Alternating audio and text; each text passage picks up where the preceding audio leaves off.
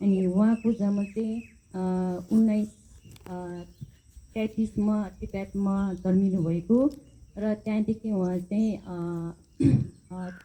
चाइनामा युद्धको बेला चाहिँ उहाँ यता इन्डियातिर आउनु भएर चाहिँ अनि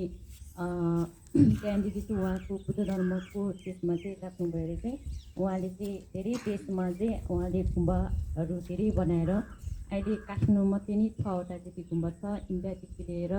देश विदेश सबैमा उहाँको गुम्बा अहिले रहिरहेको छ र उहाँ चाहिँ अहिले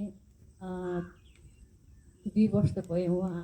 परिनिर्माण भएको र आजको उसको गुरुको चाहिँ 2 वर्षको पुण्यतिथि रहेको कारणले गर्दा आज यहाँ पूजाको लागि आज भेला भएको छौँ र आज पनि हाम्रो नवबुद्धमा ठुलो भव्य पूजा हुँदैछ र उहाँ गुरुको अस्थि धातुको अनि सुपाको उद्घाटन र हुँदैछ र त्यस कारण आज तपाईँहरू सबै पूजामा आइदिएकोमा सबैलाई धेरै धेरै धन्यवाद भन्दै पूजामा है तयार हुने गइरहेको छु।